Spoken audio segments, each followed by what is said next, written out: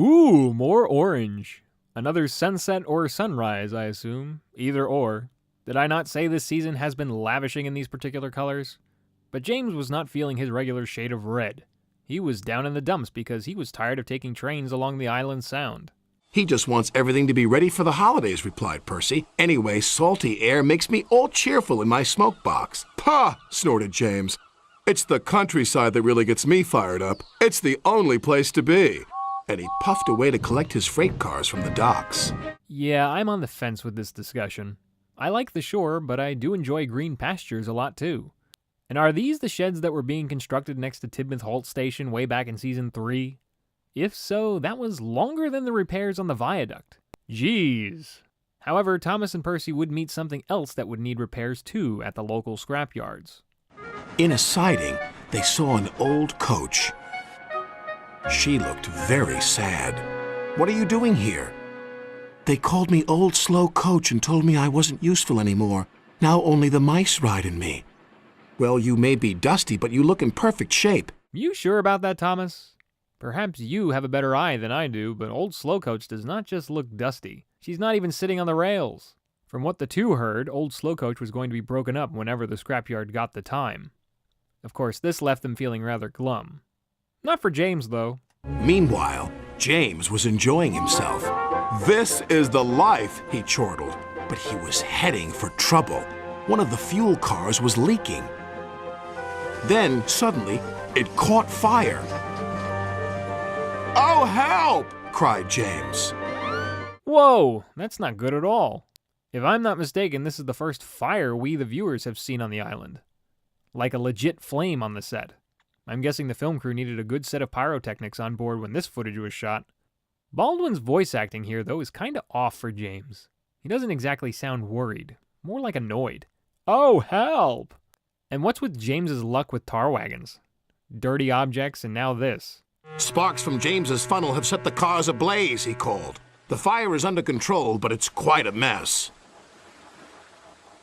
You said the countryside got you all fired up, James, said Percy, but I didn't think you meant it in this way. Ha! Snorted James. It was the stupid car's fault, not mine. Maybe? I don't know, James. It was said it was your sparks that set the tanks ablaze. Yet whoever released those trucks without seeing that leak is in big trouble too. What I think is cool is fans get to see Sodor's fire department. Of course, these guys are nowhere near as equipped as the firemen out and about today, but it sure is something to see. Sodor, fire to the rescue! Is Fireman Sam in there too? It wasn't long before they reached the station.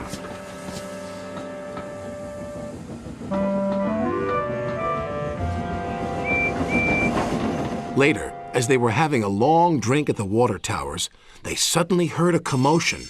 What's the matter? Thomas asked. It's another fire at the workman's hut. Another? What the heck is going on with this island? I think there's an arsonist afoot. And I was right. Wow. Hello there, Tidmouth Halt Station. Been a while since we've seen that place. Too bad that fire is right next door. All that work is going to be put in for nothing. Especially when the worst happened. We are completely out of water, cried a fireman. We can't use seawater because it clogs our works. You'll just have to let that building burn. Then Thomas had an idea. Why don't you use the water in our tanks? We've just refilled them. His face says to me, "Duh, did that train just outsmart me?" That's rich. But Thomas did have a point, though. And he also had a new face mask. Look at that. My, this show is evolving in so many ways. And so did the fire, which pretty much destroyed all of the workman's hut. Until Percy remembered Old Slow Coach and suggested she be the replacement. Which in the end had her fixed up. And very happy, too.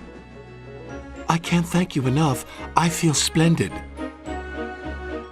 The engines buffered up to her, and she set off happily for her new home. Everyone agreed there was nothing old or slow about Coach, and she will always be really useful indeed. Aww, that's a nice ending. Although Old Slow Coach couldn't do a whole lot for herself, it was great seeing Percy and Thomas use their brains so wisely in today's story. It was ingenious of Thomas to offer their tanks of water to the Sodor Fire Company, and it was even more brilliant of Percy bringing up Old Slow Coach to stand in for the workman's hut. Otherwise, both the workmen would have been out of a place to stay, and Old Slow Coach would have been tossed.